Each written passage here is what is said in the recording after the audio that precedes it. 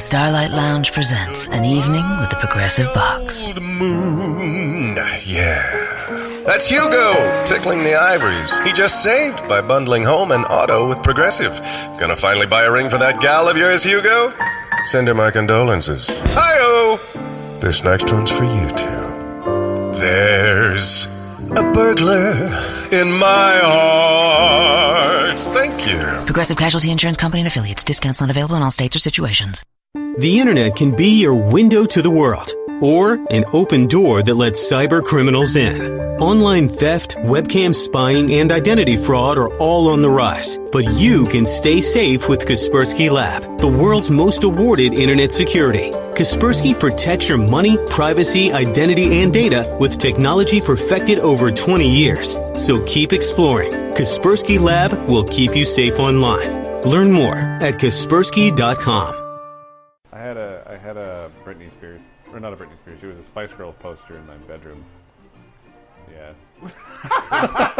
Was it all wrinkly? Well, no. But, like, it was well used. Holy fuck! Who disrupts my coronation? Everyone has been destroyed because of this freak! I won't allow it! These babies just saved this lame fest party!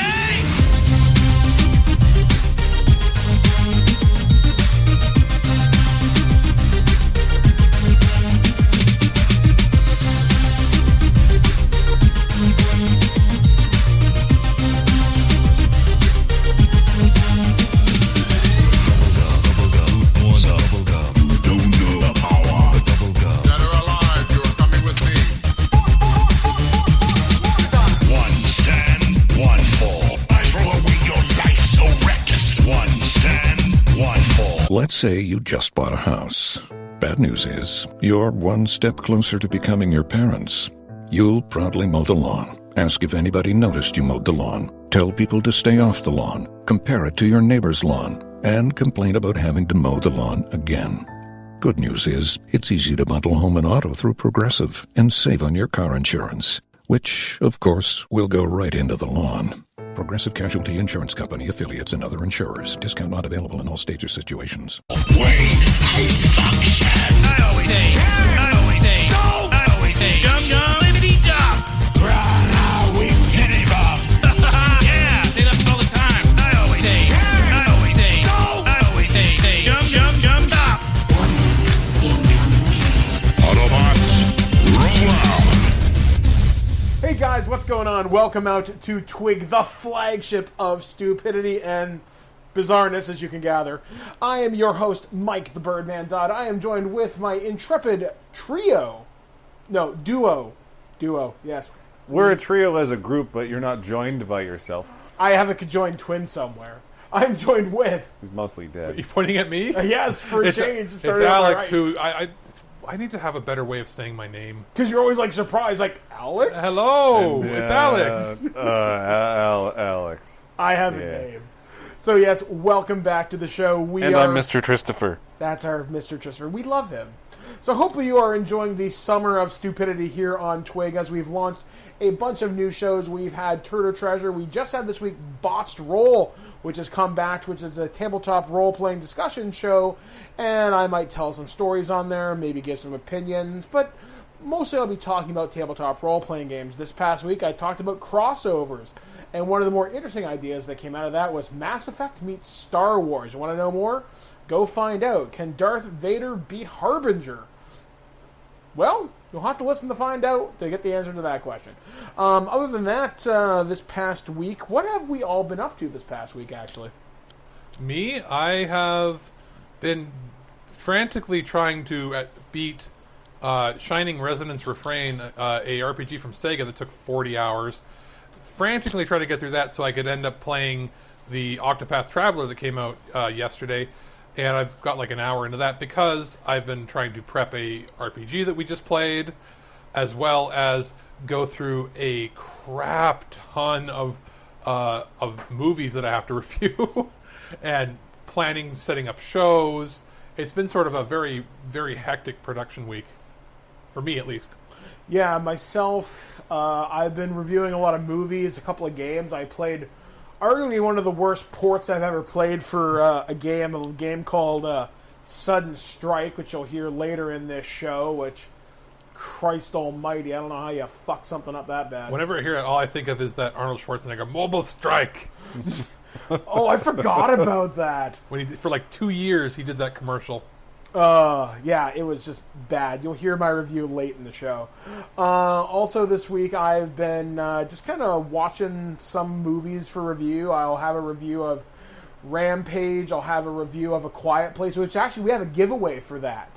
Ooh. So until the end of the month, all you have to do to enter the contest is send us an email at feedback@thisweekingeek.net and just send me your name and address, and I will pick a winner at random from all entries. So Neato. feedback@thisweekingeek.net. You can win yourself a Blu-ray copy of A Quiet Place, which is a fantastic horror movie that came out earlier this year from Paramount. So be sure to be... And you're saying staff can't enter? I'm saying staff can't enter, unfortunately. God damn it. But if you do not enter via email, you can also reply us on Twitter @thisweekingeek.net, and I will pick a winner at random. So good luck to everybody who enters. I'll have a review of that next week. That's pretty cool. Yeah, I'm really looking forward to that, because that movie was one of the best pieces of sound design I've heard in years. So be looking for that. Excellent. I'm trying to think what else. Oh, I played The Crew 2 this week. I'll have a review of that for next week. Why can't I play good video games? I have questions. That's why you're going to be playing Dragon Age. I'm going to help you through it because you can't play RPGs anymore, apparently. Yeah, you know what? Unless it's Skyrim, I really can't, and it's kind of depressing. Which, by the way, since we're talking about Skyrim, how is your Skyrim adventure going? About the same as your Dragon Age one, in that I'm going to cheat the hell out of that game. Basically, I'm going to power myself up. I want to experience the story. I already talked about how much I hate the mechanics of it, and I don't like first-person RPGs. So, and don't tell me, oh, you can zoom out and be... No, it's not. It handles shittily. It's not the same. Yeah, the over-the-shoulder plays and terrible. It's one of those things where I think either you're going to love it or you're going to hate it.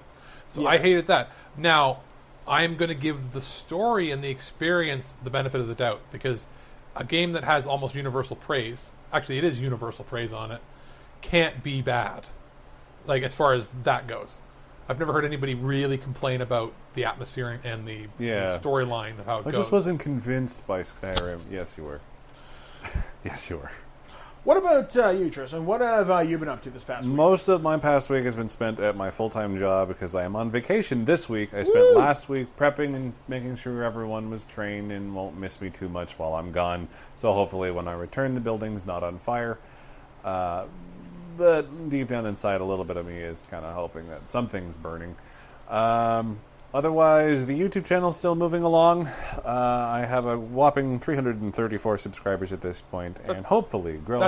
That's pretty good. I was going to say that when you say whopping, that's not to be like, oh, it's got a whopping. No, that's pretty good. Your growth has been. Yeah, a couple of months ago, I was sitting at around 80, and I was pretty comfortable and thinking, okay, well, this is moving along nicely. Then one video didn't go viral, but it had some good success, and that brought me a couple more hundred people, and that was fantastic. It's slowed considerably since then, but that's a lot of me not being regular enough with the uploads, and so that's why I'm going to be spending a bunch of time in my upcoming week, since I'm off work from my full-time job. That gives me a lot more hours to put into developing content for my YouTube channel, so hopefully I'll have a much more regular system there. I need to get a schedule going because I'm a big-time procrastinator. I really am. I put everything off to the last minute and go, oh crap, it's been 2 weeks since I put on a video, I should probably throw something together. So take some stool softeners and you'll get nice and regular with your videos. Exactly. Speaking of your work, I went to your work this week. For those of you that know, I'm in a wheelchair now, so I drove my power chair out. The heat wave broke for a couple of days, so I got a chance to actually get out and about. And I didn't destroy the walls of our apartment building getting out. I drove down to Tristan's work, which is about 4.5 kilometers from here, driving this power chair. So it's like driving a big Power Wheels. So I drove it down to Tristan's work, and I terrorized children. What do I mean by this? As you guys know, I have an amputation. So I had kids staring at me. And some of them were curious. Some of them I could tell wanted to say something. So I caught the eye of one particular kid who was staring at me, and I could tell he wanted to make fun of me. So I just looked him dead in the face, plain as I could. Eat your vegetables or this will happen to you. Kid freaked. He's like, ah! And Blair's like, Michael! And I wasn't allowed to go back. And that He's not banned. He's just... Yeah, I'm just not allowed to terrorize children. For a while. For a while. Your traumatization has run its course for now. I got all my evil willies out while I could. But you better not have any willies out when you're at my work. No. I just like to freak out people. It's fun. Anyway, if you think I'm a horrible person, feedback at thisweekingeek.net. Get an automatic entry into the contest. I'm getting my email out right now. I'm sending you some feedback. Oh, my God. Oh, hey, I just got a new subscriber to my channel. That's cool. There you go. They knew. Good news live. So coming up on the show this week, we're actually going to do something a little bit different. Normally we have a pre-recorded review of a show, movie, or a video game right off the top. We're actually going to do it as a live review, a live discussion for about 2 or 3 minutes between me and Alex of the Netflix series Glow, Season 2, which dropped a couple of weeks ago on Netflix. I won't be joining the discussion because I don't watch TV. You need to check this show up, and we'll tell you why. We're going to be talking about that. My penis. Yes. Also coming up on the show, we also welcome a new sponsor to the show. We are now sponsored by LibrisArcana.com, a Canadian-based dice subscription service, which you'll hear their commercial pretty much after I finish doing this spiel. But we're also talking about the news that was, is, and forever shall be, the world of the weird, bizarre, and the just plain strange. But we also have a visit to Satan's Pantry and a review of arguably one of the worst Xbox One games I've played in a really long time. Do you have to sneeze? No, I'm trying hard not to burp on microphones. I know that'll piss somebody off. I've seen Michael's face is crunching up tighter and tighter and tighter. like he's turning his face into a diamond. Yes. So on that note, we'll be right back right here on TWIG, the flagship of stupidity, with our review of Glow, available exclusively on Netflix. Need a new weapon in your battle against evil? Check out LibrisArcana.com for Canada's premier RPG dice subscription service. For only $7.97 Canadian with free shipping, you can get a new complete set of role-playing dice from D4s to D20s delivered straight to your door. Dice themes are new each month and can be anything your mind can imagine and beyond. Visit LibrisArcana.com and subscribe for only $7.97 Canadian with free shipping, and be prepared to open up new worlds of adventure. News on the march!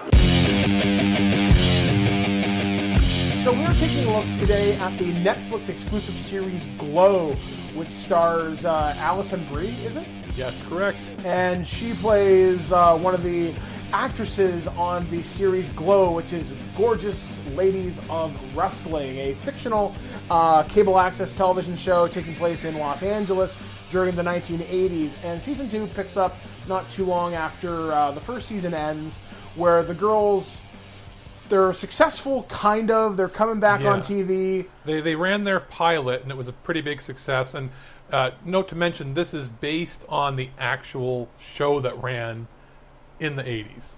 I haven't seen the Netflix documentary on Glow yet, but I need to. It was terrible and hilarious. See, these are the things I need to get around to. You do.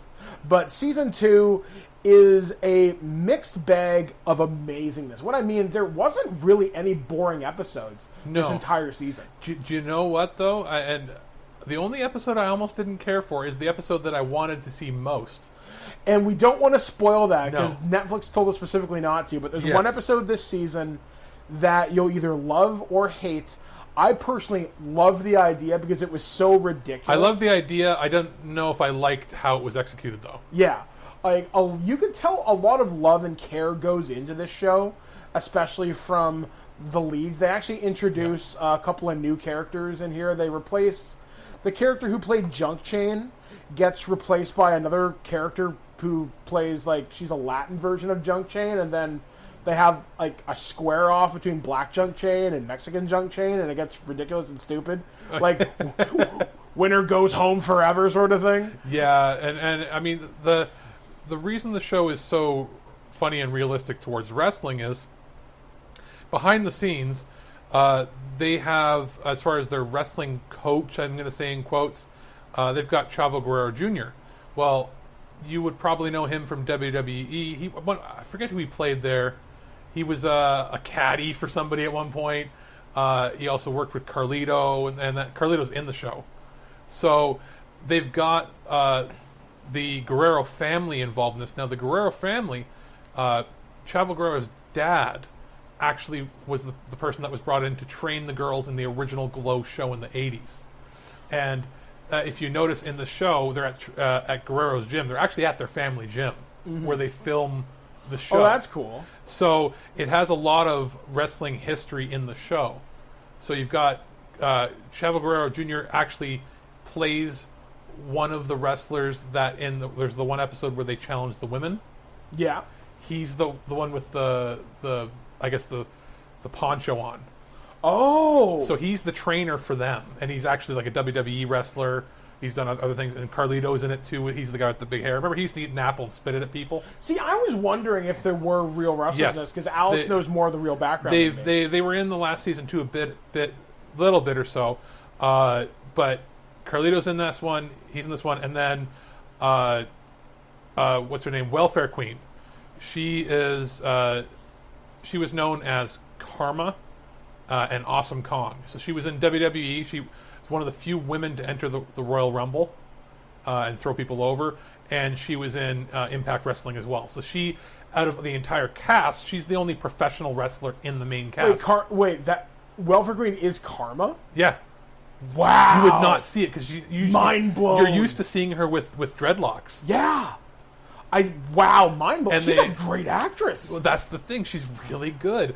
And having at least they have the one girl there that, with the men training them, can actually move with them and do the move. So it was smart to cast a girl who could actually act too and be a real wrestler on the set. Yeah, there is so much to love in this season. Like I said, there's not one filler episode, at least in my opinion. Yeah, and Mark Maron is fantastic as the director of the show within a show. One other thing, I also love Zac Efron as the producer guy. That's not Zac Efron. Or what's his name? He looks like Zac Efron. What's his name? I have no idea. I'm pretty sure that's Zac Efron. No, it's not. 100% it's not Zac Efron. Gonna look it up. Keep talking. Because, no. They could not afford Zac Efron for that show. Even though it is Netflix. But looking at the show itself, they've done a fantastic job of setting it at the, in the 80s. They seem to get the right cars, the right fads. It doesn't feel like it's a parody of the 80s. It feels like you're in the 80s. You are 100% correct. It was Chris Lowell. For some reason, I thought it was Zac Efron. Because Zac Efron... I got him confused. He's the guy from Veronica Mars, Piz. Okay. That's what got me confused. I thought that was Zac Efron. Zac Efron looks like that guy. Like he looks like he's almost right out of the 80s in some things. He really does. So that's why I was like, I'm like 99% sure it's not. But that being said, like they didn't need a whole lot of other, quote unquote real wrestlers for this because they've got their staple. The girls do a fantastic job. It looks like they're doing most of their own stunts. Yeah, I would completely agree with you there. Like I said, there isn't anything there where it looks like they really got hurt. It looks like they're really, like you said, doing their own stunts. It looks like it should. And it's the lighting, the feel of the show. The big thing is the music they get for each episode. There's generally one or two licensed songs in every single episode, and it sets the tone and feel for it. Yeah, because I know last season they had Stan Bush, which made me very much stand up and cheer. I'm pretty sure there's a playlist on Spotify. Actually, I'm almost 99% sure that there is. Oh, yeah. But no, seriously, if you like wrestling, if you like Season 1, come check out Season 2. And honestly, if the show ended here, I'd be okay with it. Yeah, it's a good ending. I still get the feeling it's going to get at least another season. And I wouldn't be surprised if it got more than that. It's way too good. This cast has such fantastic chemistry without Zac Efron. Because now I feel dumb for even suggesting that. No, you know what? It was 80s Zac Efron is basically who he's supposed to be. Discount Zac Efron. Discount Zac Efron. So anyway, that is our live review of Glow Season 2, available exclusively on Netflix. Please check this show out. Give it all the support that it needs. And, of course, do not try this at home. All right, so we're going to jump right into our news segment this week from the week that was, is, and forever shall be in the hearts and minds of men and women around the world and children. And we're going to start off with my story because this goes back to me being a child. Men and women around the world and children. And children. The men and world. And children. Fuck children. They're second-class citizens, stupid, half-height, having motherfuckers. All they do is spread germs. Living halflings. This is true, and they get us sick because we just recovered from a horrible stomach virus due to one of our friends' that thing kids. ping-ponged around us like crazy. Oh my god, it sucked. But something that doesn't suck, and this has me so excited. This is news that Neil Blomkamp, the guy who did District 9, is to direct a new Robocop for MGM. Justin Rhodes is rewriting the sequel script that was originally done by Ed Neumeyer and Michael Miner, who wrote the original Robocop script. And Ed Neumeyer and Michael Miner are producing and executive producing, respectively, on this. Now, Justin Rhodes is the guy who co-wrote the Terminator film that Tim Miller's currently shooting that has the original Sarah Connor in it. And they're going to rewrite this, which was a script that was sent to Orion years ago, and it just never got made for one reason or another. And I don't think it's based upon the Frank Miller Robocop, which, if you've read, there was a comic adaptation of it, and it was fucking ridiculous. So I'm really looking forward to seeing a new Robocop movie. And I'm not saying the 2014 movie was bad. It wasn't good either. It wasn't my Robocop. I won't watch it. It's the same with Total Recall. I won't watch the new ones at all, on principle. Mm-hmm. I don't care for the new Total Recall. The new Robocop is okay, but it's ridiculous in how it frames it. It's just, I don't know. It's weird. One of the parts that survives is his hand. He's literally a torso. Or he's not even a torso. He's a spinal cord, a head, and a left arm. It's too shiny. They make a lot of these things all have this exact same look. Every movie now that is one of these types of movies has the same look, feel, sound, everything. And my uncle worked on these movies, both of them. Your uncle worked on Robocop? Yes, he works for the truck drivers that set up the logistics for all of these. Oh, that's cool. So they set up, tear down, clear the roads, all that sort of stuff. And I asked him when they were filming both, I said, what about this? He goes, garbage for both of them. I said, why? And his response was, everybody on set doesn't care to be here. And he goes, when he sees the director setting up shots, and the director will take a take, and then they're like, you want to take another one? That's good enough, and they move on. Good enough on the first or second take. See, I didn't think Robocop 1 or 2 and 3 were that Or he would hear, they'll fix it later. Or hearing other staff members go, they'll just do some CGI, nobody cares. When that's the idea is they're making it just to it's basically a factory. We're farming out a movie. And that's what happens with a lot of these movies is you can see the end product. Nobody really cares. They're just, we've got to pay all these animators that work for us, so we got to make something for them to do. So we'll make this movie because it'll make something of money. Well, one of the things I've noticed about this, and this is why I'm hoping this movie will be more successful, is you're seeing the reverse retcon, which is happening now. Like, for example, the new Terminator is a true sequel to Terminator 2, which it's retconning Terminator 3, Salvation, and Genesis. You're with the Jurassic Park movies. Jurassic Park 1, the direct sequel, technically is Jurassic World. They ignore 2 and 3. The Predator coming out. Yeah, the new Predator. It's I believe Predator 1 and 2 are real because I believe the main character of is this related new one, to Dutch or something? No, is like the son of Gary Busey's character in the second film. I think you're right. Yeah, I remember hearing something about that. So the other ones are just even Alien vs. Predator. They're all thrown out. Which is really weird just to see this reverse retcon happen with movies. Now, in my dream world, you get Peter Weller back as Robocop. And it's not like he's not in good shape because he did 24 about... But he's in his 70s now, and could he be in a suit for that long or even want to? Well, with modern technology, could you do the suit so it's lighter? But here's the thing, would he want to? The dude is getting his doctorate in fine art. Wow. That's what he's been doing the last few years.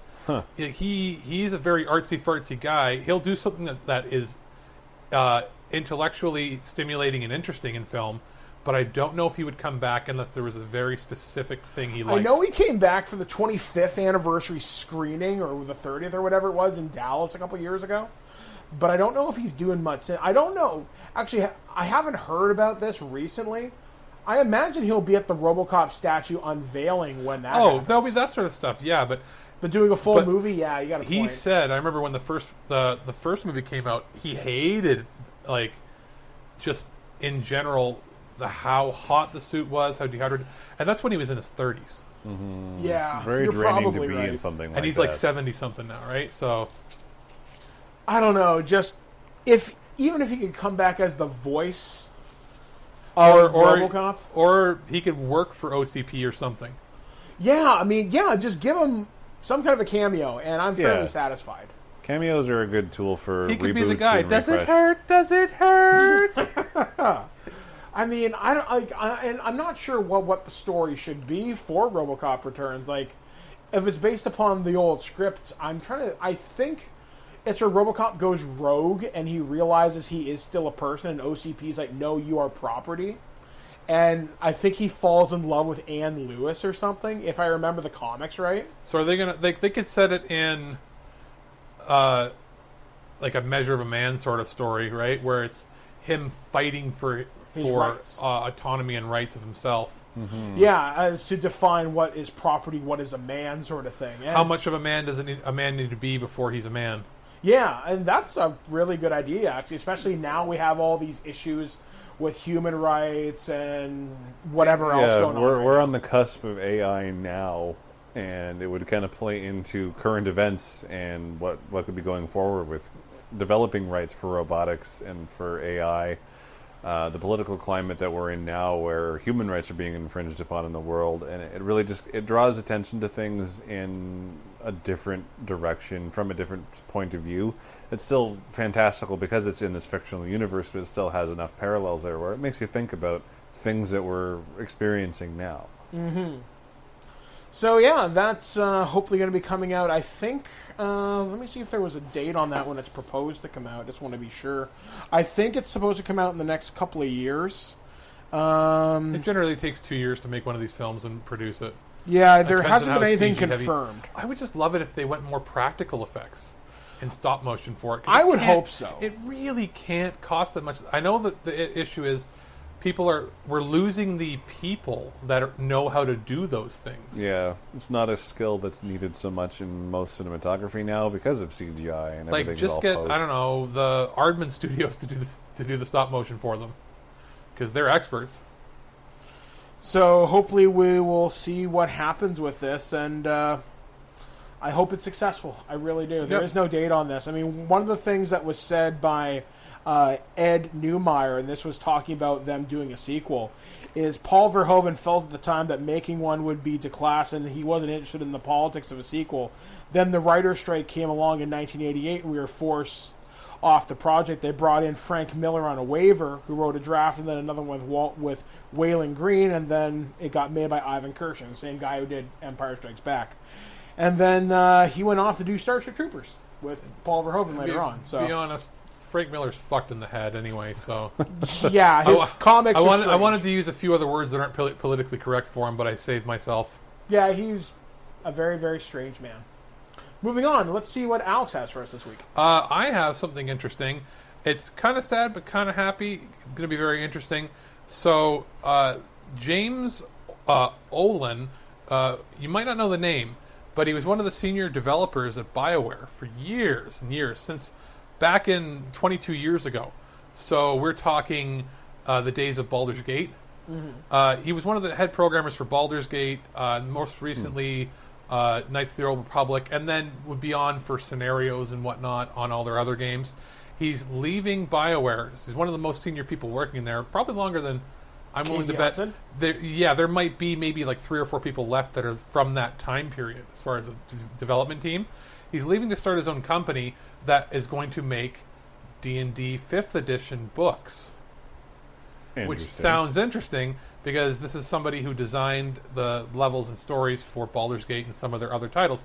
What makes this even more interesting is how he got his start was people at BioWare had basically headhunted him. He was not in as a programmer anywhere else, as a game developer. He was known to have run 2 of the most in-demand D&D games in the area, to the point where there were months of waiting lists for people to play with him. Wow. That's how good of the games he ran. Wow. That's the type of rep I need, man. So, I mean, they're not really making those style of games anymore.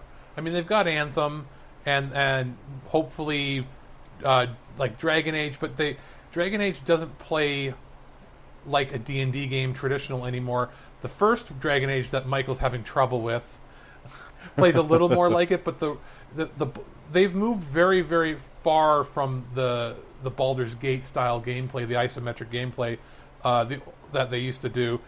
The only companies really doing that on a large scale would be Obsidian with Pillars of Eternity, and that's pretty much it I can think of as far as the million-seller mark for any of those things. So he wants to move on and use his skills elsewhere. Doesn't mean he won't come back to gaming, but he wants to do something different. And taking that skill set to D&D isn't a bad idea.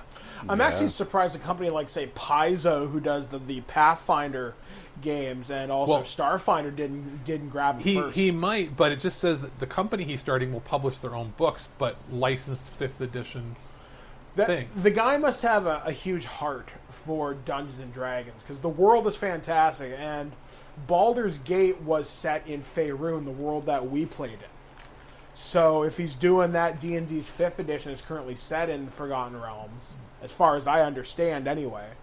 So yeah, that's awesome for him. I think that's a great way to transition out of gaming into the traditional tabletop. And it's awesome for the D&D community having someone with that strong... If you have a queue of months long of people that want to play your games, obviously you have something good going. Absolutely. You've got the right idea, you have good creativity. So that's just a big boon for the official D&D community and the content that we can look forward to being printed. I really hope that one of the people that get to work on the D&D books with him is an artist named Jim Zubkovich, who does the official D&D comic book. And Jim has also done, I think he's done stuff for Pathfinder as well. But I know he's a big D&D guy. We've interviewed him here on TWIG before. So hopefully I'd like to see some of his artwork in this. But I'm excited to see what he comes out with. Does it say when his first book's expected to be out? No, just that he's left the company and he's doing whatever.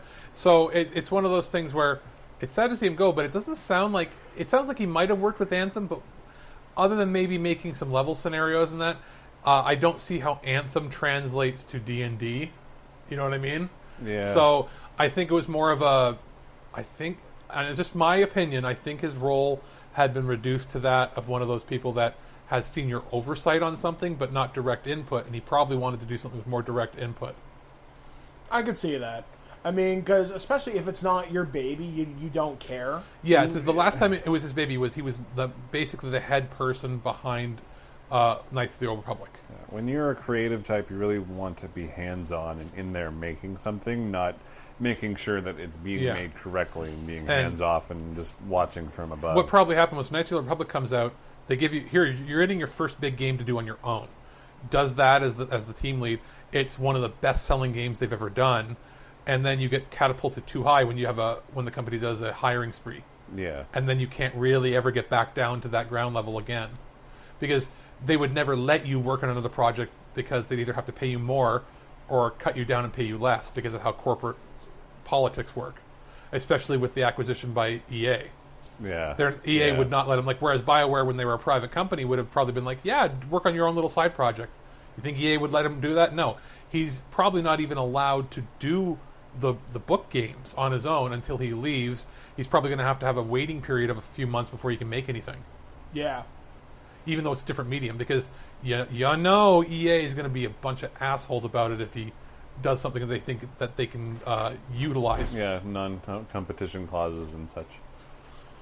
Yeah, but still, I think we should be happy for this guy. We'll probably see something cool come out of him in the next little bit. So, moving on to our next story. What do you got first, Tristan? Well, earlier you talked about movies that you hope are successful, and in other sequels that I hope are successful. Star Wars Episode 9 has announced that, not officially, but sources close to the source and very reliable people Billy D. Williams will be reprising his role of Lando Calrissian in Star Wars Episode 9.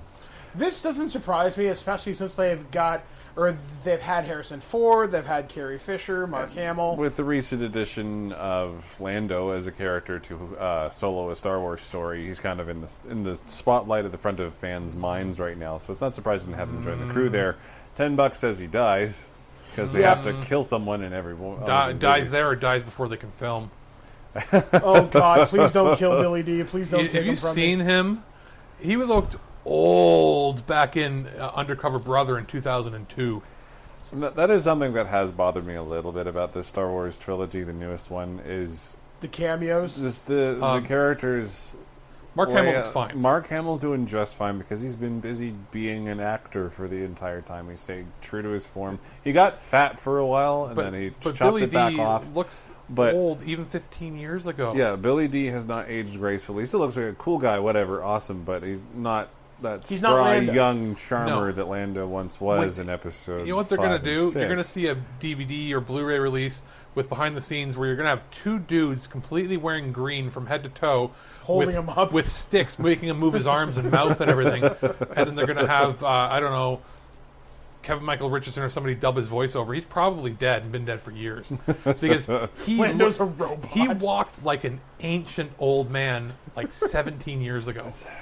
It's been jarring. As with Episode 4 through 6, you've got these characters that they're young, they're spry, and they're agile. They're doing all this crazy stuff. Older even and then. Now, but my point is now with this trilogy between Carrie Fisher and God rest her soul or whatever, and Billy D. Williams, now they don't even look like the original characters they were playing aged. No, they just look like other people. Like Harrison Ford looked still. Like Harrison Ford he was aged, but he was still Harrison Ford. But a lot of that does come to be. He couldn't do a lot of running and stuff. I get that. He's old, big still deal. managed to do some of it. Like they just had to do little cuts where he takes 2 steps running and then they cut to another one. Yeah, he did have Grandpa Stiff Neck that a lot of guys get where they can't lift their shoulders anymore or turn their heads. Yeah, so just the slight hunch and you can't. But that was just him being an aged character. He still looked like Han Solo, just older. And you kill that one? He didn't. That's Han Solo. That's Harrison Ford not wanting the character to survive. He didn't want him to live through Episode 6, but he did, and so he got his wish with Episode 7, and it worked out. The plot was fine. I liked it there. 8 kind of screwed the pooch on everything because it was all about subversion of expectations, and they took it too far. So now all these plot threads are just dead. Yeah, and now Episode 9 has to make something out of everything. Here's left. the thing: Luke might not actually be gone. They say he's gone. The thing he's been studying, for all you know, could be he now has the power to enter the Force and leave at will. Yeah, I really feel like he's become Yoda, but even stronger than that. Like because Yoda came back in Episode 8 and blew up the tree. Spoiler. His lightning bolt with the tree is very tangibly there. Yeah. So why couldn't Luke do the same thing, but perhaps more because Luke's been there? He disconnected himself from the Force, and now he's reconnected, and all of a sudden he's super powerful. And if he shows up to make it as Goofy, he just shows up naked.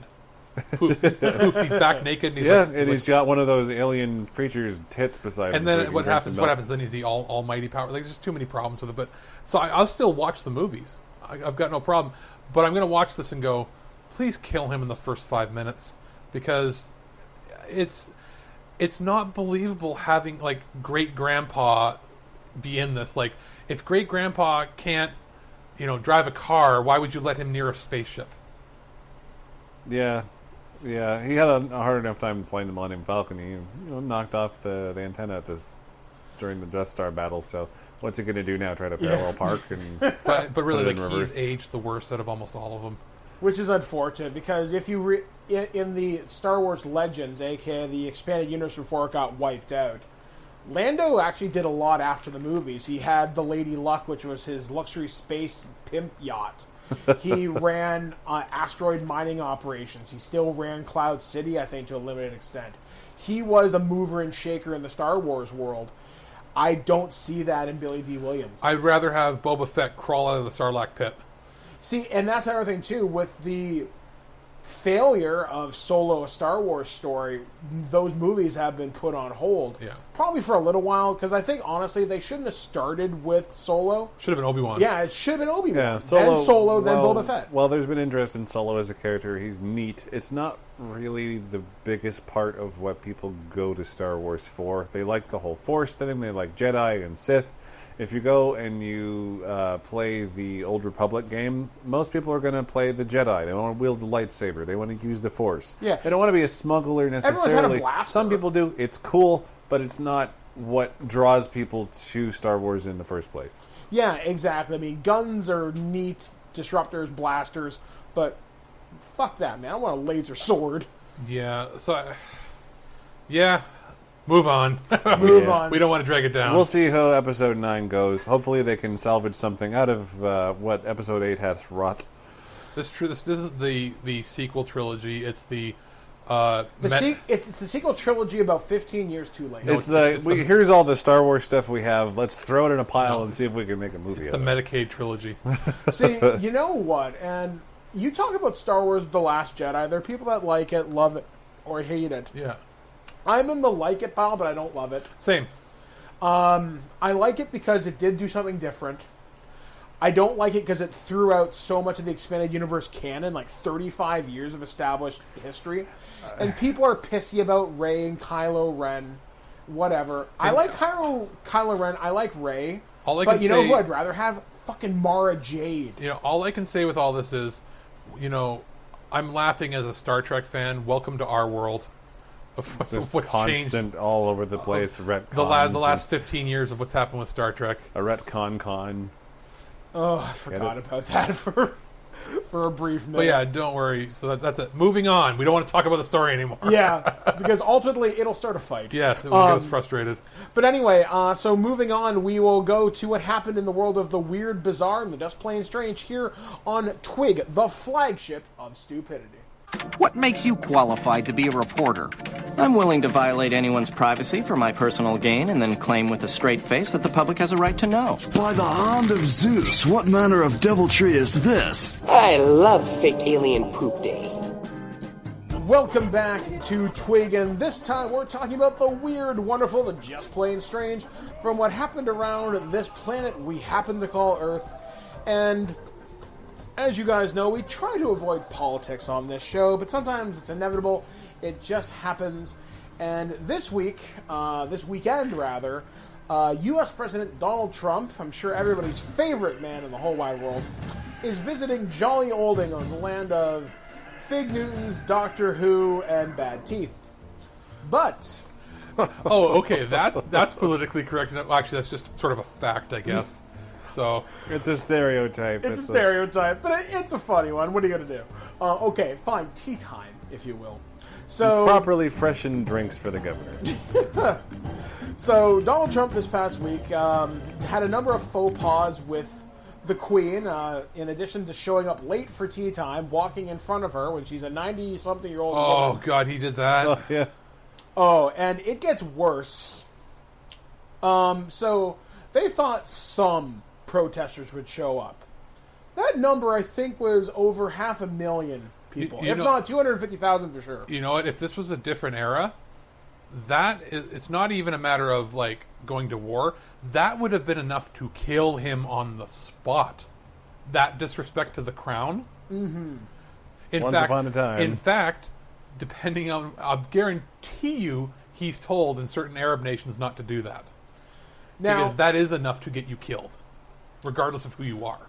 Now, the main reason I bring up Donald Trump is not because he's a jerk, and I think we can all agree on that. Whatever side of the fence you're on, yeah, I think you're willing to bet he's abrasive. Yeah. And we can agree that protesters come from all sorts of colorful backgrounds. Correct. Well, this one has a bit of a unique geeky spin to it. So, one of my favorite villains from Doctor Who has decided to protest President Donald Trump as a Dalek showed up dressed up in a toupee and red tie to protest President Donald Trump's visit to England. So, did it say anything like, you know, prejudice, exterminate? Oh no, don't say that. Build the wall, build the wall. Mexico will pay for it. But yeah, so it's ridiculous. So this Dalek showed up. Huge.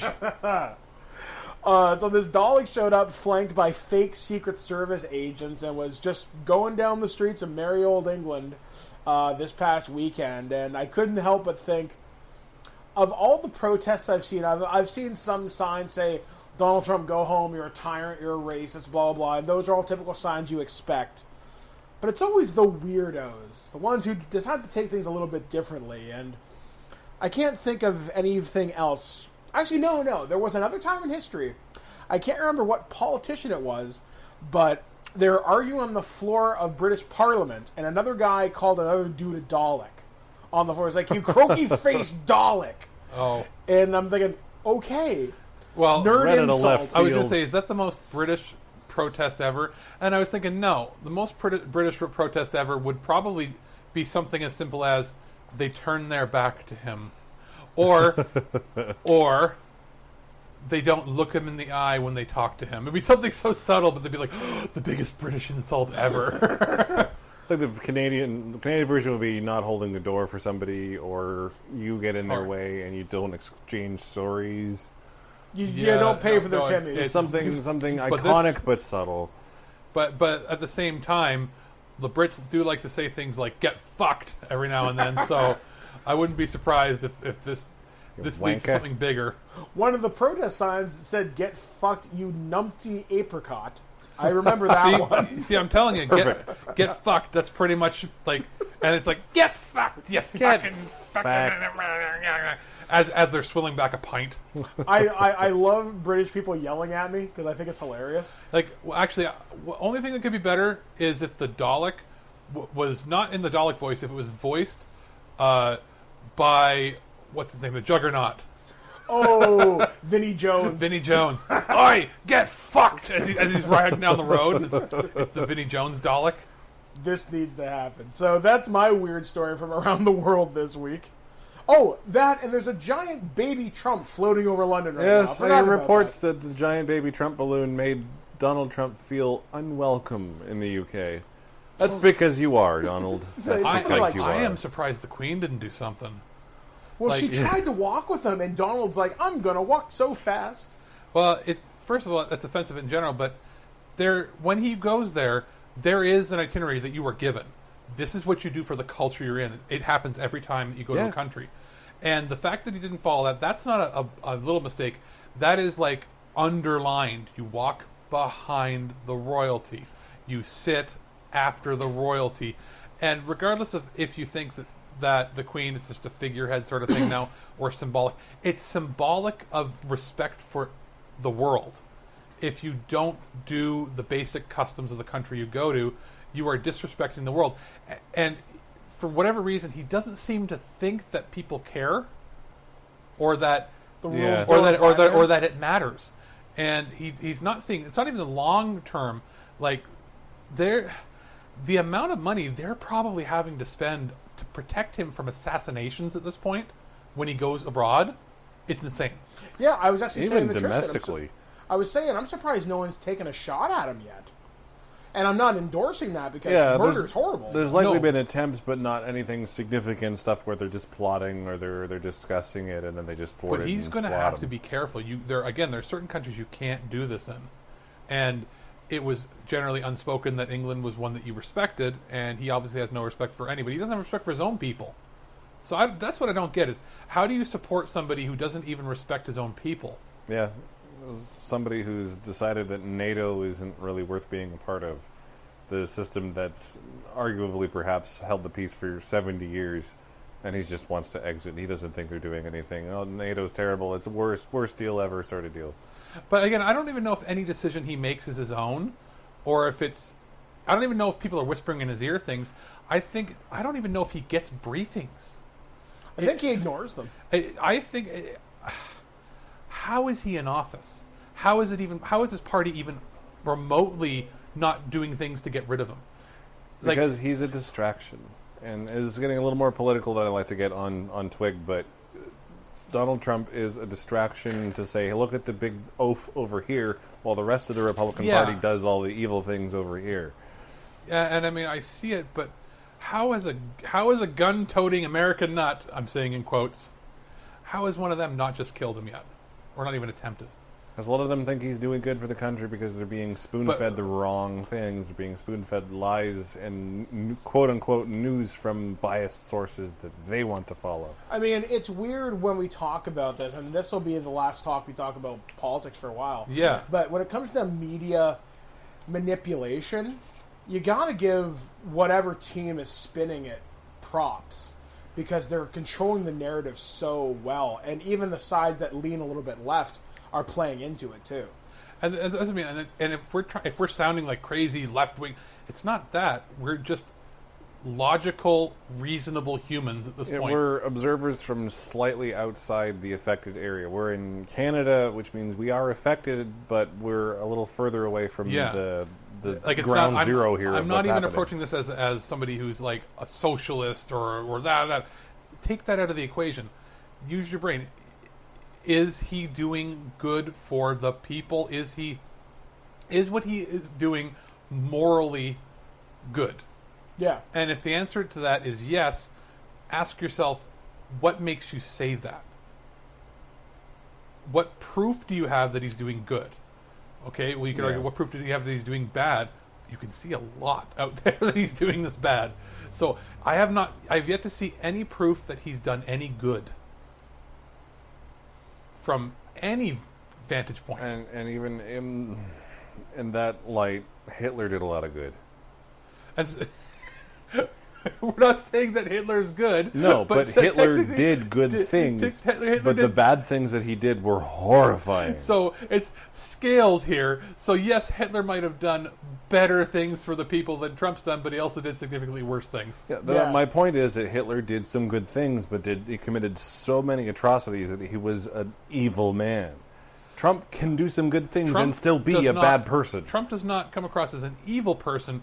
Trump comes across as the most arrogant and self-centered. Arrogant, self-centered, the most inept person they've ever had in office. Worse than Reagan. Reagan had no place being in office. But oh god, Reagan's the best. No, Reagan was another person that was a figurehead. Yeah, Reagan was part of the system that has come down for decades now. The big, long con from the Republicans to create a certain system that is now coming into effect where they have so much power, and there's all these indoctrinated ideas into the public view of this is bad, this is good.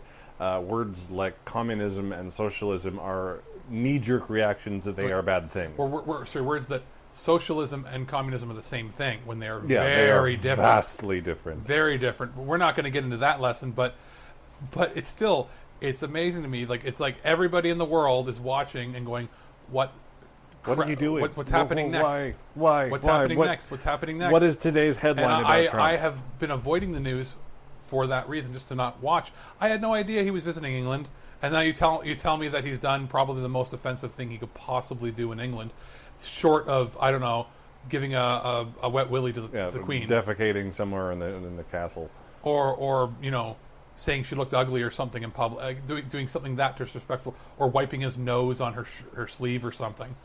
I don't know, just to disrespect the Queen of England, who I'm sure is actually probably a very funny lady. From all documentaries that have been out there about her, all intents and purposes, there's a certain level of show that you have to put up as royalty, and apparently behind closed doors, she's actually a very nice, personable person.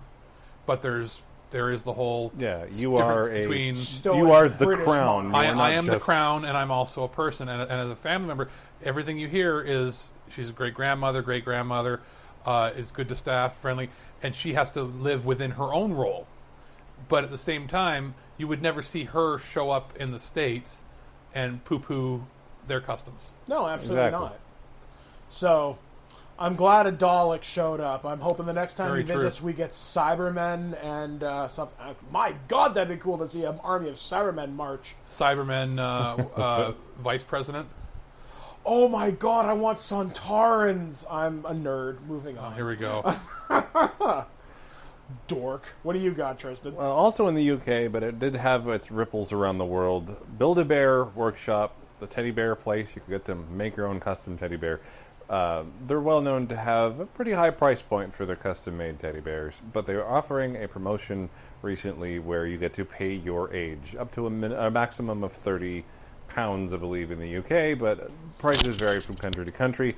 The gist is, if you were an 8-year-old kid buying and creating a teddy bear, you paid $8, or £8, or 8 whatever.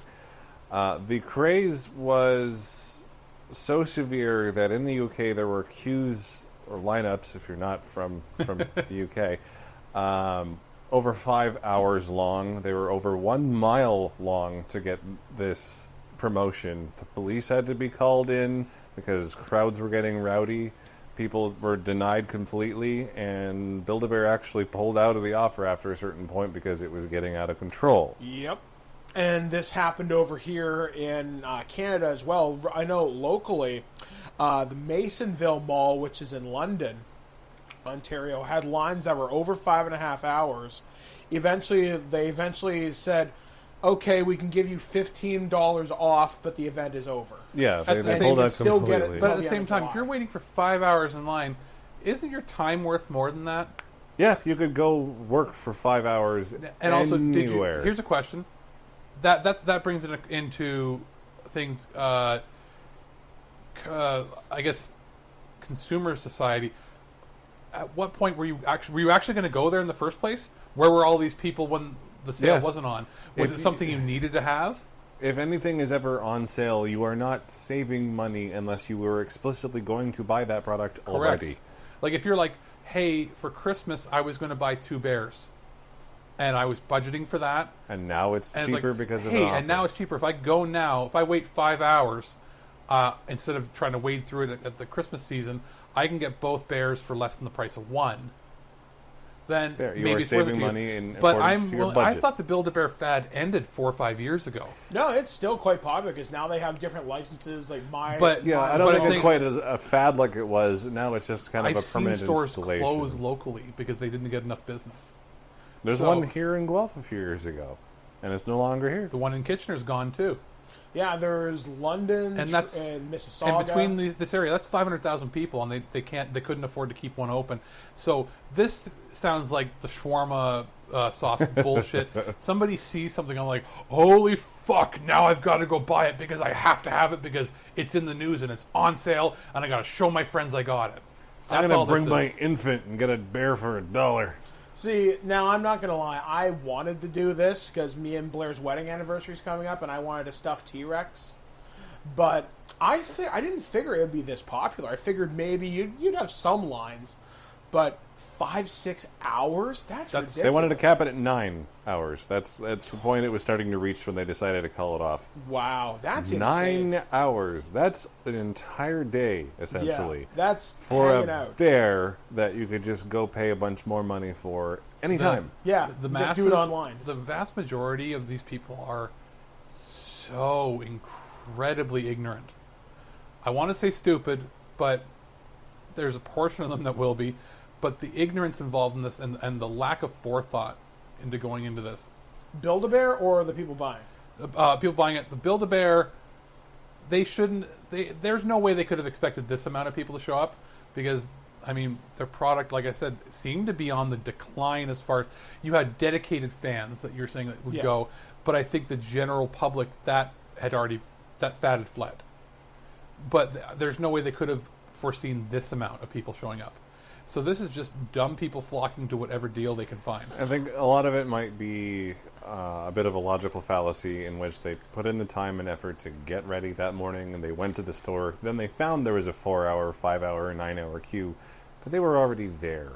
So they might as well because they're already there. That's called the sunk cost fallacy, which means you continue to do something because, well, it would be a waste of what I've already put into this if I were to just cut it now. If I were to do this myself, I'd wait maybe 2 hours. That's 2 hours?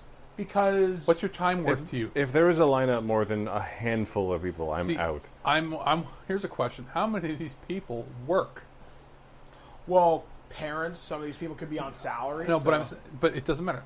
You can't leave your job for 5 or 6 hours to go do this. You say it's for your kid. There's a lot you can do. No, you can't. Not in today's world. Time is money. They would not just let you go for 5 hours to get a bear. So what day was this running on? I don't Thursday. It was a Thursday, so it But was a work day. These people don't work. Yeah, these are the stay-at-home parents. These are the people who are not currently employed for one reason or another. If that is what your time is worth to you, fine. But that also meant that your kid had to take a kid with you that long, the kid had to go pee, because it was pay your age, you said, right? Yeah. Yeah. So, just think of this. If you're there for 9 hours, up to and including 9 hours, and you're paying, let's say you brought a 9-year-old kid with you. Yep. And so you're getting a $9 bear. And what would it normally be for an average? About $80 off for about a stack? 50. Yeah, it depends on the bear. For a stacked There's one? premium ones, and then there's okay. the regular Let's say you went bears. for a stacked bear. The maximum would be about $80. We'll say. $80. So you're talking you're saving $70 roughly. That. So what you're telling me is that your time is worth anywhere from $5 to $10 an hour. To play devil's advocate, what's your child's happiness worth? Your child will be happy with something else. But then again, having a child there for 9 hours, that's a lot to ask of a kid. And Yeah, I guarantee kid's gonna go nuts. The kid will play with it for like an hour, or the kid will go, I don't even want it anymore. Yeah.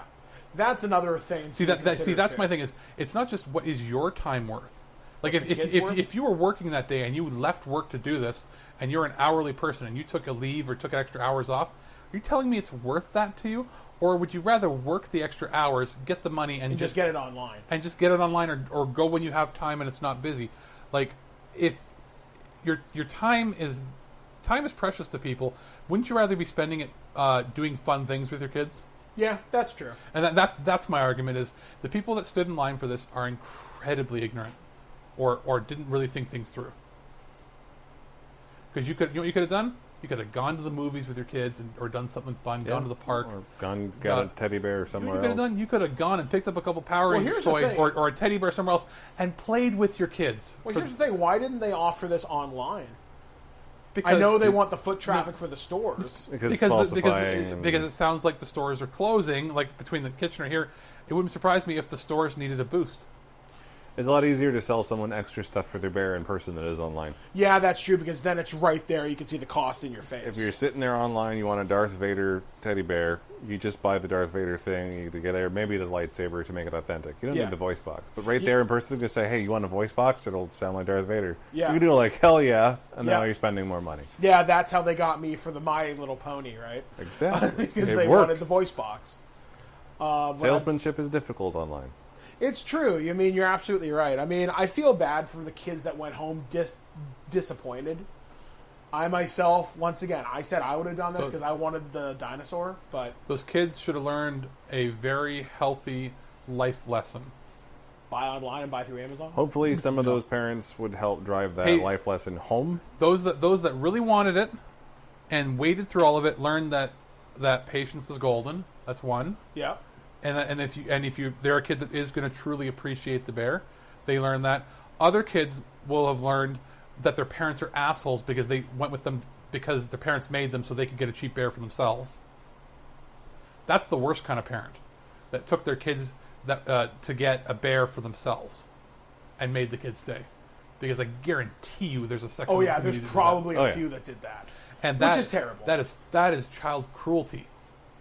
If you make a kid there for like 8 hours so you can get yourself a toy... Yeah. Because I think it was limit one per customer. Yeah. So there's that. And the other lesson you might have learned is your parents are morons. So on that pleasant note... Kids, I hope you lost some respect for your parents today. So that is what happened in the world this past week. From Donald Trump to disappointing teddy bears. Thank you, UK, for an interesting week. Yeah, hopefully you will be less disappointing next week. Fuck Teddy Ruxpin. I know where you live.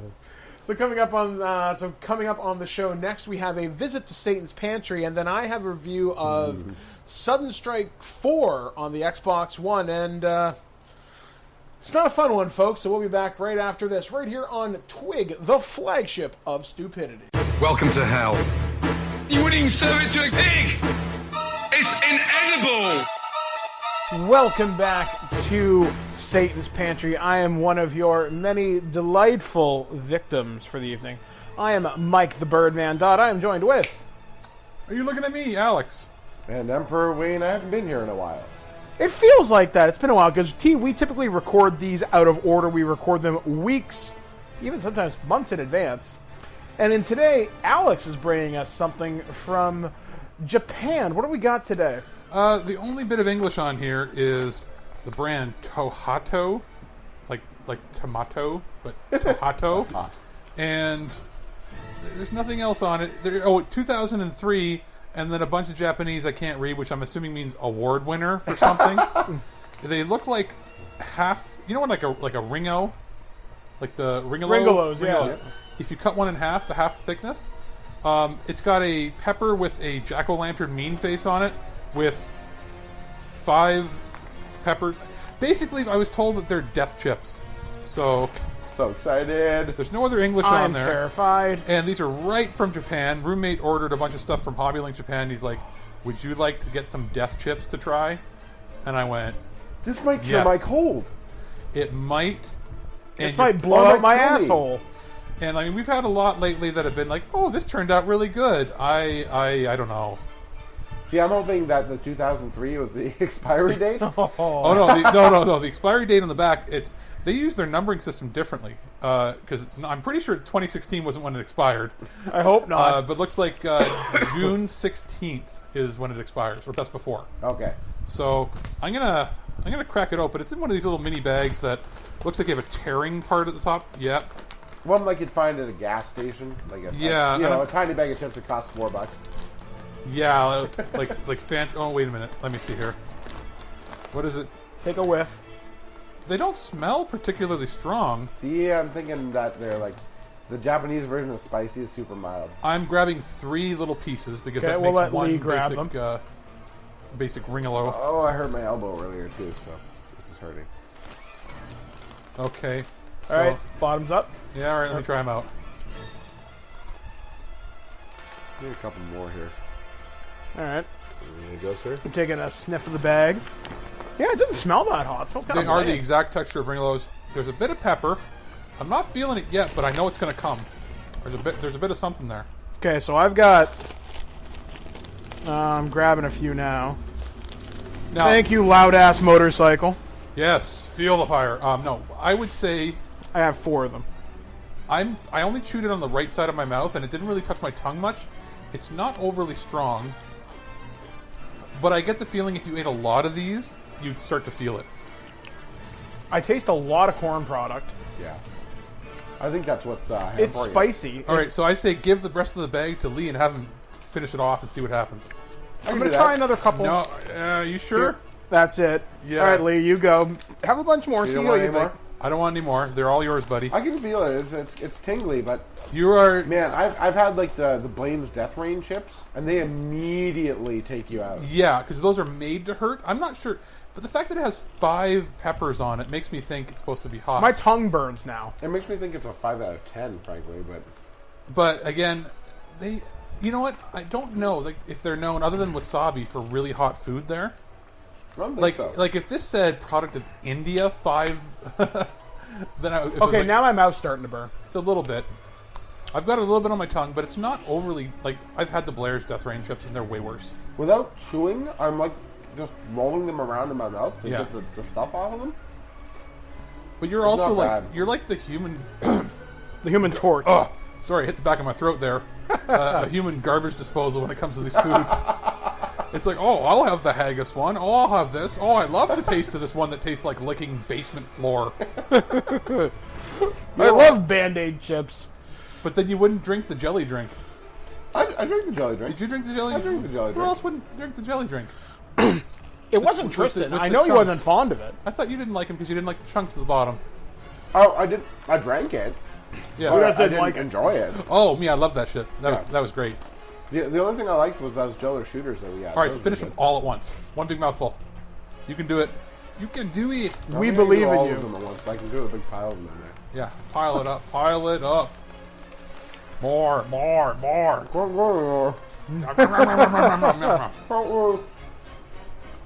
He's trying the Japanese death chips. They're not as hot. I only had 3 of them. I had like 10. I'm getting him to eat the whole bag. I'm gonna see what'll happen. Lee's a trash compactor. Lee is a see trash what I compactor. mean? The human garbage disposal when it comes to these foods. And that's not. We're not criticizing you or making fun of you. that's an awesome trait to have. You just have an iron stomach. Like, I'm the kid in high school that would be like, you know, give me $2 and I'll eat that pepperoni off the ground. You're the guy that would just do it for free. We'd just look to the we'd look to the right and you'd already be on all fours and you'd be licking it off the ground. I don't think I would go that far. But, okay, I just maybe put 30 or 40 of them in my mouth just now. Getting pretty warm? No. Wow. Man. Bigger man than I. Now, is it going to clear your sinuses, you think? No. No? I mean, my nose is already running, so... I don't know, maybe a little, but... Just maybe don't touch your eyes. I wasn't planning on it. Or your dick, Yeah, apparently. don't touch your dick. Wasn't planning on yanking it anytime soon, but... Now that you mention it, zip. On that note... Use the bag.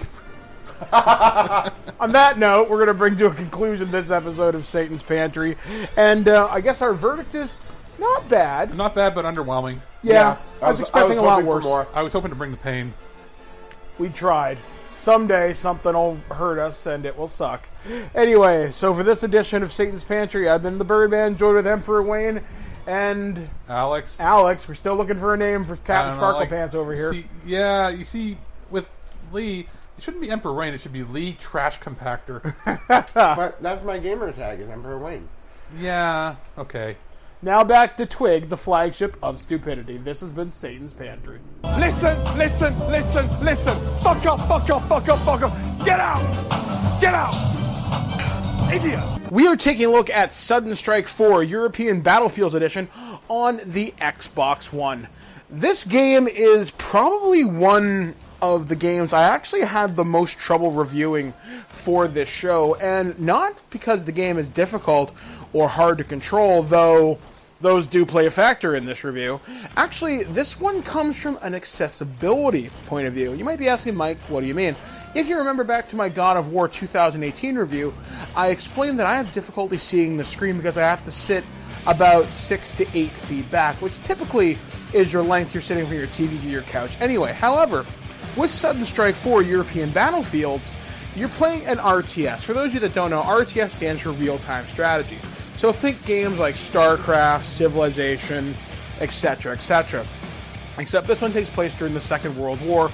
Obviously, you're playing different campaigns around Europe, and you play as both the good guys and the bad guys.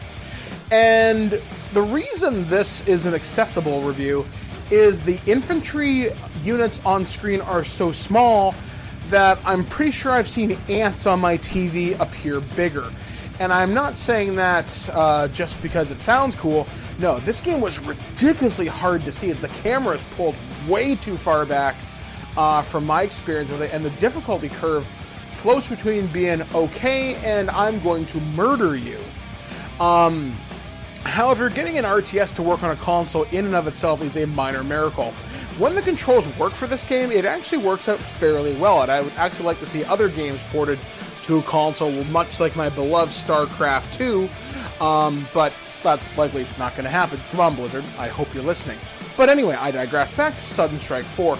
It's not that this is a bad game, it's a game that definitely wasn't optimized for the Xbox One. If you were playing this on a PC and you're sitting fairly close to your screen, I think you've actually got a pretty good experience here, all things considered. But if you're playing this on Xbox One without keyboard and mouse support, which hasn't arrived yet on the console, I think you're in for a frustrating experience, to say the very least. So I cannot recommend Sudden Strike 4 on the Xbox One simply due to accessibility reasons for myself, but overall the game just isn't that good of a port on the Xbox. Loud ass fucking noises! And guys, that has been our show for this week. Once again, big thanks to our sponsor of LibrisArcana.com, where you can check out their monthly dice subscription for only $7.97 with free shipping. Be sure to check them out. Once again, LibrisArcana.com. Coming up on the show this week, I may have another botched roll. I'm going to talk about how to pick your first RPG. Are you a player? Are you a storyteller? And we're going to go into a little bit of detail with that. So we'll be looking on that later in the week. We should have another turd or treasure, which what is worth your hard-earned money? Is this good? Is it crap? You're going to have to stay tuned to find out. What's coming up on your YouTube this week, Tristan? Well, the 8.0 pre-patch for World of Warcraft Battle for Azeroth is dropping on Tuesday coming up, so there's a lot of changes to the live servers now, so everything that people have been learning about on the test realms and in the beta servers, that's coming into the general population now, so there's going to be a bit of a changeover for those people who are looking for some, what's going on, where did all my abilities go, what's different, what's new, what's coming up. So hopefully I can provide some clarification for that. I want to keep my videos straight to the point, because everyone else takes freaking 3 minutes to get to what they actually want to talk about, instead of giving a life story ahead of time, a 30-second dubstep intro. Screw all that noise. You want the information, my channel will have it for you. And they all sound weird, too, when they talk. Yeah. They sound like English isn't their first language, but it is. My favorite and most thing I hate the most about YouTubers now is smash that like and subscribe button.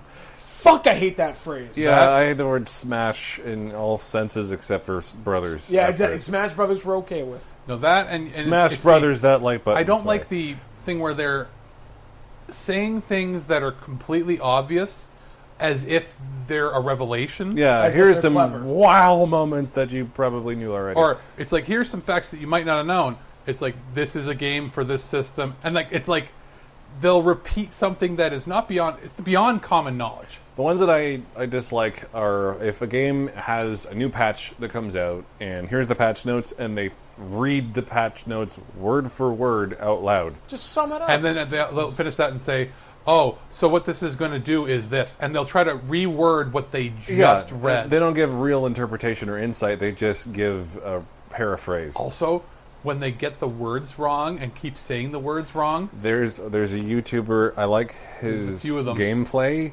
It's for World of Warcraft, for the class that I'm playing first, the Death Knight. He's a YouTuber, he's a good guy, and he has good content, except for the fact that he can't pronounce certain words at all. Like, he just says it wrong. Not like a speech impediment, just like... No, he just looks at it, he doesn't take enough time to realize what it actually says, and he just says it wrong. And that seems to happen a lot, or was it like... It's always these, like, groups that you see, like, the Sportster, the something, and it's these collectives where they have 3 or 4 people that do video content every day, and it just sounds like they're English-speaking robots, but they are, I don't know, it's almost like, are people dropping out of high school so that they can then just make these videos all day? There are people who do it full-time that have no business doing it full-time because they don't understand what it really takes to have a career in YouTube. I know it's not something that I'm going to be doing full-time in a year. It's just not realistic. It is a lot of work to have a YouTube channel, and people don't realize that. They just think, oh, I can play Call of Duty, I'll just upload my Call of Duty game, and I'll talk about myself over it for 10 minutes, and I'll put that up. That worked...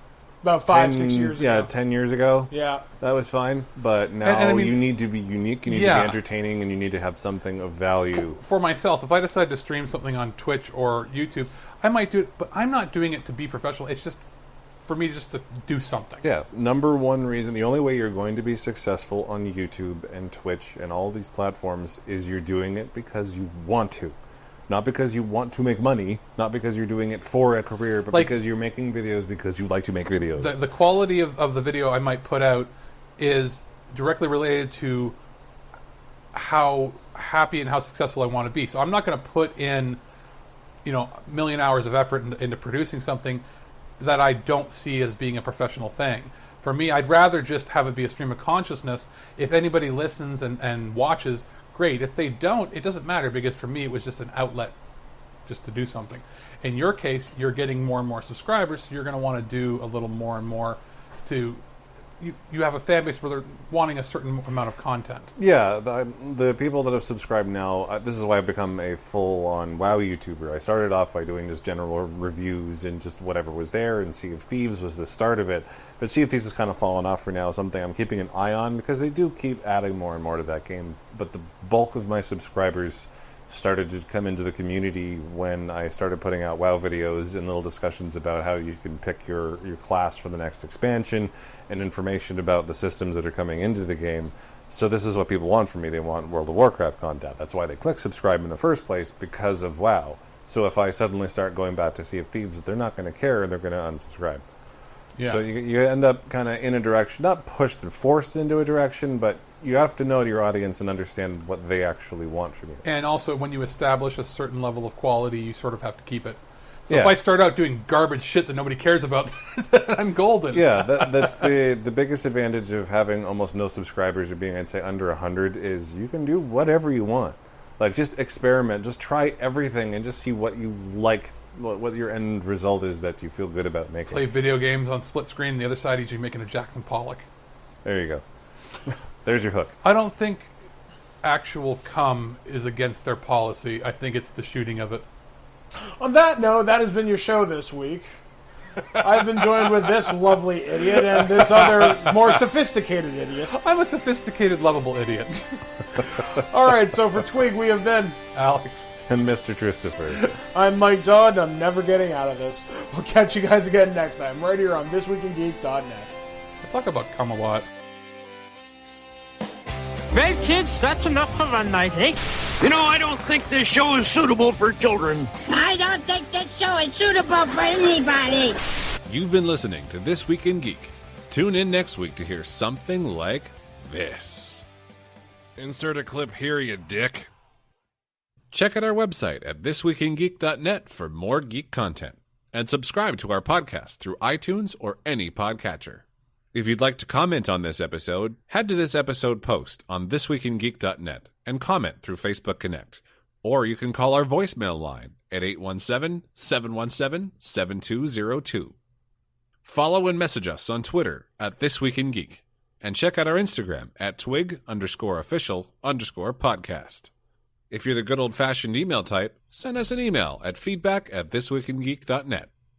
We'll see you next time, and remember, lower your shields and surrender your listenership. We now join America's most popular show, already in progress. Everybody loves Hypnotoad.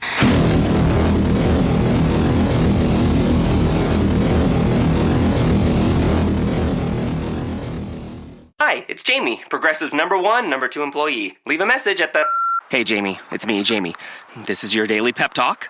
I know it's been rough going ever since people found out about your a cappella group, Mad Harmony, but you will bounce back. I mean, you're the guy always helping people find coverage options with the Name Your Price tool. It should be you giving me the pep talk. Now get out there, hit that high note, and take Mad Harmony all the way to nationals this year! Sorry, it's pitchy. Progressive Casualty Insurance Company and Affiliates. Price and coverage match limited by state law. The internet can be your window to the world, or an open door that lets cyber criminals in. Online theft, webcam spying, and identity fraud are all on the rise. But you can stay safe with Kaspersky Lab, the world's most awarded internet security. Kaspersky protects your money, privacy, identity, and data with technology perfected over 20 years. So keep exploring. Kaspersky Lab will keep you safe online. Learn more at Kaspersky.com.